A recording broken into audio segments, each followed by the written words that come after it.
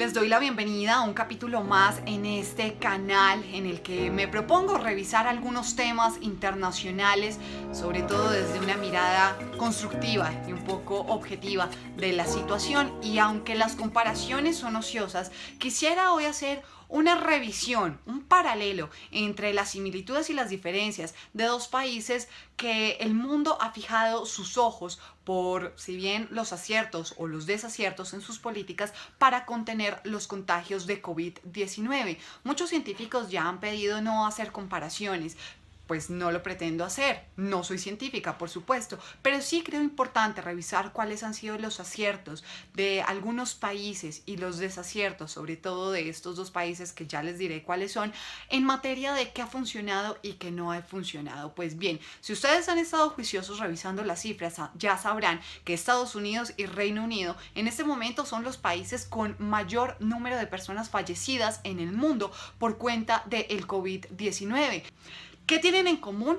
¿Qué tienen de diferente? Quiero plantearles para hoy esta reflexión. Así que voy a empezar por hacer un recuento de lo que han sido las decisiones del presidente de los Estados Unidos, de Donald Trump.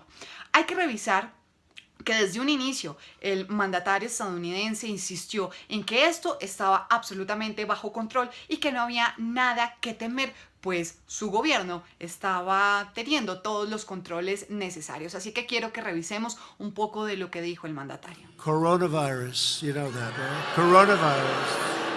We think we have it very well under control. We have very little problem in this country at this moment. Well, we pretty much shut it down. Coming in from China. We're going to see what happens, but we did shut it down, yes. You know, a lot of people think that goes away in April with the heat, as the heat comes in.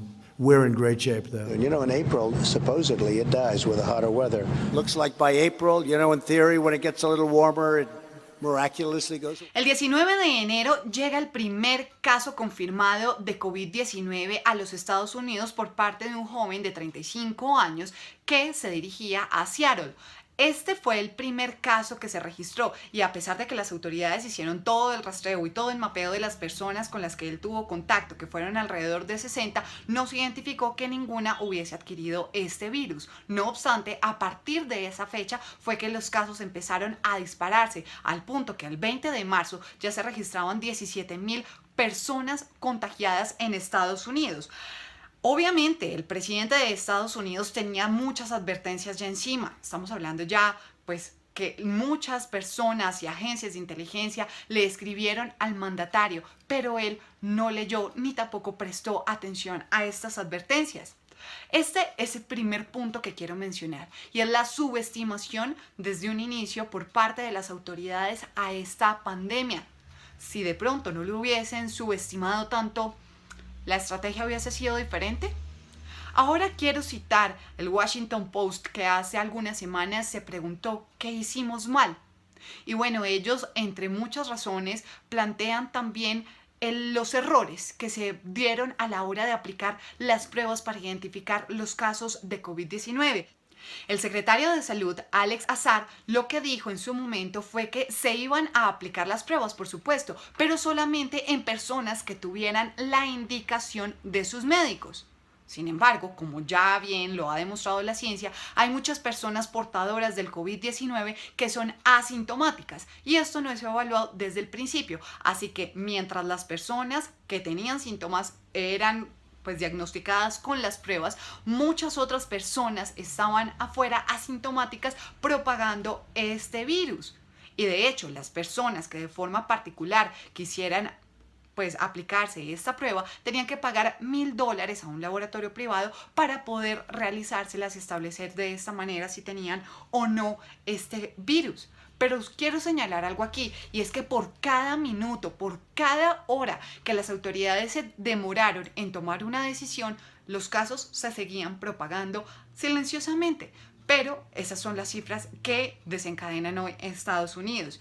Y otro punto que hay que destacar es que el presidente de Estados Unidos el 12 de abril canceló los planes de poner fin al aislamiento preventivo. Esto después de que el equipo de lucha contra el coronavirus le entregara unas proyecciones bastante alarmantes al mandatario estadounidense, advirtiéndole del aumento y de la cifra tan preocupante de muertos que tendría si levantaba esta medida. medida. Tengamos en cuenta que el presidente de Estados Unidos siempre ha insistido en que uno subestima la pandemia realmente, pero ha insistido es en la reactivación de la economía de su país y los drásticos problemas económicos que está teniendo esta pandemia. Así que pues hay que preguntarse también, esto nos deja ver una falta de preparación por parte del mandatario y sus asesores en la Casa Blanca en la toma de decisiones. Ya muchos científicos con preocupación han notado que desde el cierre en el 2018 de la Oficina de Control de Epidemias que creó el presidente Barack Obama, pues se le hizo a un lado a los expertos en esta materia. ¿Qué hubiese pasado si el presidente Trump hubiese contado con el consejo y la asesoría de estos expertos? ¿Las cifras hoy serían diferentes? Mientras el presidente Trump estaba tomando consejo con su vicepresidente Mike Pence y con su yerno Jared Kushner, pues China estaba tomando las decisiones a partir de expertos en salud pública. ¿Qué le falló a Trump? ¿Dónde están los expertos? ¿Dónde están o dónde estaban los científicos? Pues ya muchos han dicho que el presidente tiene dos caminos. Uno, o evitar la crisis en salud que históricamente jamás se había registrado. O dos, salvar a corto plazo la economía de su país. Hay que decirlo, todos los países se han visto afectados por esta coyuntura, especialmente en temas económicos. Estados Unidos no es el único. Pero, ¿qué prima más, la economía o la vida?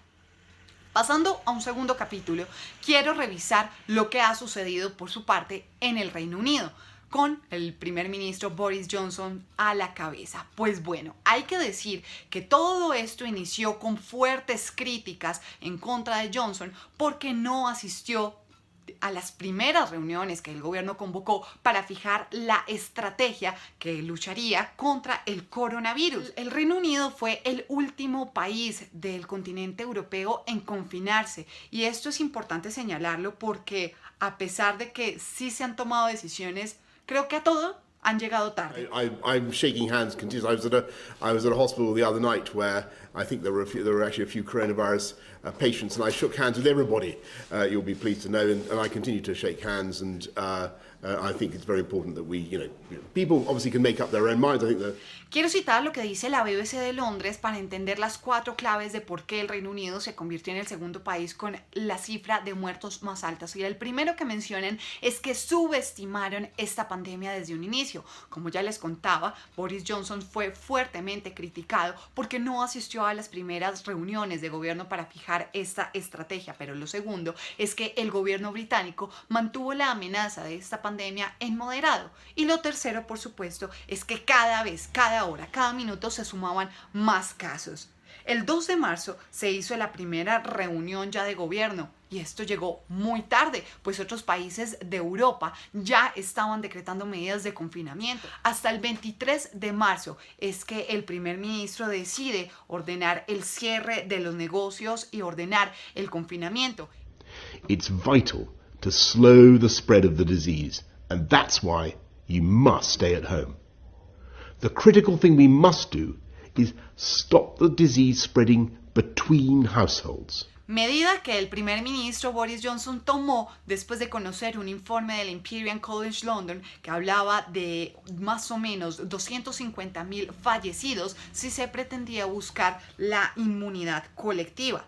Ya solamente para el 23 de marzo, cuando se ordenó todo este cierre del confinamiento, se hablaban de al menos 5.000 casos de contagio y al menos 500 personas fallecidas en el Reino Unido. De hecho, uno de esos contagios fue el mismísimo primer ministro que también estuvo en cuidados intensivos por cuenta de esta enfermedad.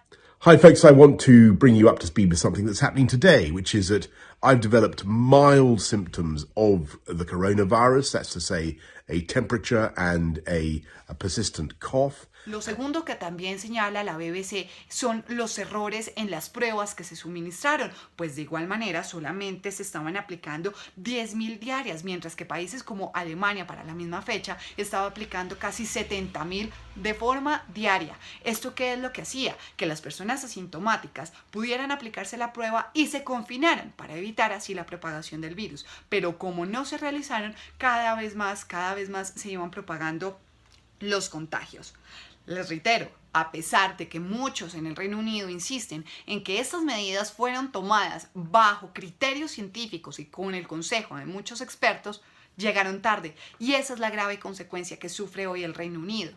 Solamente para citar y antes de empezar a abordar las conclusiones, y es que Brasil, al parecer, va por el mismo camino que estos dos gigantes. Para ir concluyendo, entonces, ¿qué se necesita? ¿Qué hizo falta? ¿Qué pasó? Una estrategia eficiente, sin duda alguna, se está terminando de construir. Para todas las autoridades fue casi una sorpresa entender el coronavirus, el COVID-19, y todavía las autoridades intentan entender y descifrar realmente este virus.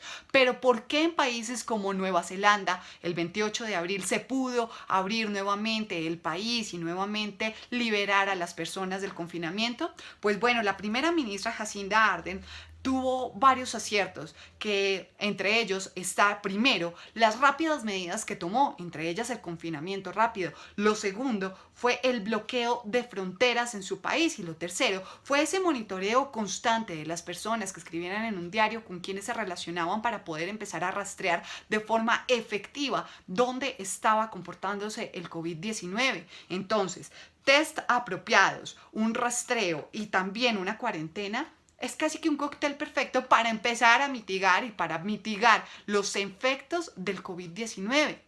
De esta manera quiero proponerles las 4 siguientes conclusiones. La primera de ellas es que el subestimar esta pandemia en una fase inicial y no haber implementado estrategias con bases científicas a tiempo hacen que en este momento los países se vean enlutados por cifras como las que vemos en Estados Unidos y en el Reino Unido. Lo segundo es que medidas duras, drásticas y exigentes como las que se implementaron en Nueva Zelanda son eficientes y sí funcionaron. La tercera conclusión es: hace falta el diálogo con los científicos. El diálogo político y científico se hace fundamental porque finalmente los políticos no conocen bien cómo poder controlar una pandemia de un virus que hasta ahora se está tratando de descifrar. Así que el diálogo y la toma de decisiones informadas por parte de las autoridades se hace indispensable. Y finalmente, no más cortinas de humo, no más intereses políticos detrás de la toma de decisiones para poder salvar vidas. Aquí está en juego la vida de cientos y de millones de personas. Así que bueno, quiero concluir de esta manera este tercer video que les propongo para la reflexión. Les doy gracias a todos los que han dejado sus comentarios en este video, a todos los que se han suscrito, muchas gracias. Reiterarles la invitación: suscríbanse a mi canal. Este simplemente es un espacio para que conversemos, dialoguemos, conozcamos algunas de las decisiones y los impactos internacionales que está teniendo esta pandemia y otros asuntos. Así que todos bienvenidos a mi canal y nos vemos en una próxima emisión. Adiós.